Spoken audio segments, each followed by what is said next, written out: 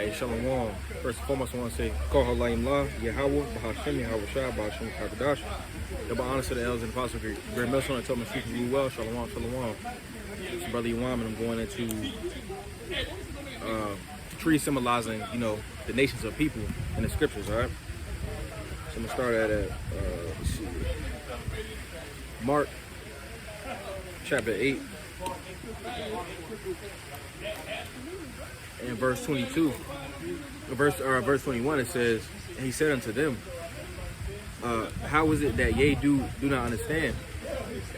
Red letter, it says, he come into Bethesda, and they bring him a blind man unto him, and besought him to touch him. It says, and he took the blind man by the hand and led him out of the town. And when he had spit on his eyes and put his hand upon him, he asked him if he saw aught. And he looked up and said, I see men as trees walking, you go into the word as is basically a comparison. So that he saw men as trees walking, So those men symbolize trees, all right?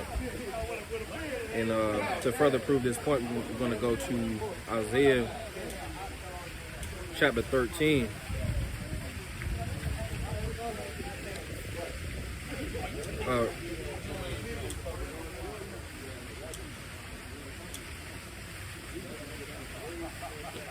Oh no, chapter 14, Slocky. It says, we'll start at we'll start the first verse. It says, for the Lord Yahweh Shem Yahushua will have mercy on Jacob, the elect. It says, and will yet choose Israel, and set them in their own land, and the strangers shall be joined with them, and they shall cleave to the house of Jacob. It says, and the people shall take them and bring them to their place, and the house of Israel shall possess them in the land of the Lord Yahweh Shem Yahushua for servants and handmaids, because you got scriptures like Revelation 13 and 10. We'll go into that briefly. Yes. Because the elect is going to, the nation of Israel and the kingdom is going to have them as servants and handmaids. It says, Revelation 13 and 10, it says, he that leadeth into captivity shall go into captivity. He that killeth with the sword must be killed with the sword. Here's the patience and the faith of the saints, But continuing on, it says,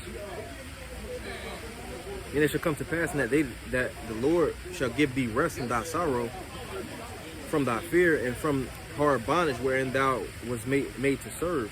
It says that thou shalt take up this proverb against the king of Babylon, who is Esau Edom. It says, and say, how hath the oppressor ceased, the golden city ceased? It says, the Lord hath broken the staff of the wicked, the so-called white man. It says, and the scepter of the rulers.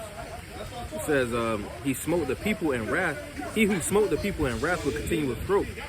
He that ruled the nations in anger is persecuted and none hindereth. It says, the whole earth is at rest and is quiet. They break forth into singing.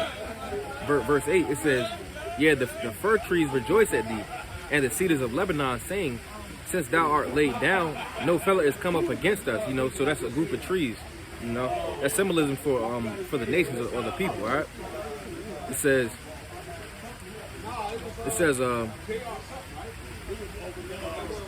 verse 9, hell from beneath is moved from thee to meet thee at thy coming. It stirreth up dead for thee, even all the chief ones of the earth. It hath raised up from all their thrones, all the kings of the nations. It says, all they shall speak and say unto thee, art thou become as weak as we? Art thou become like unto us?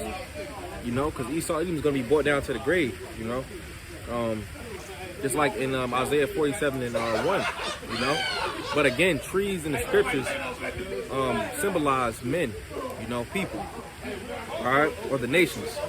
So Lord willing, that was edifying. I'm going to say, Kol Halayim La, Yahweh, Bahashem, Yahweh Shah, Bahashem Kakadash, Shalom.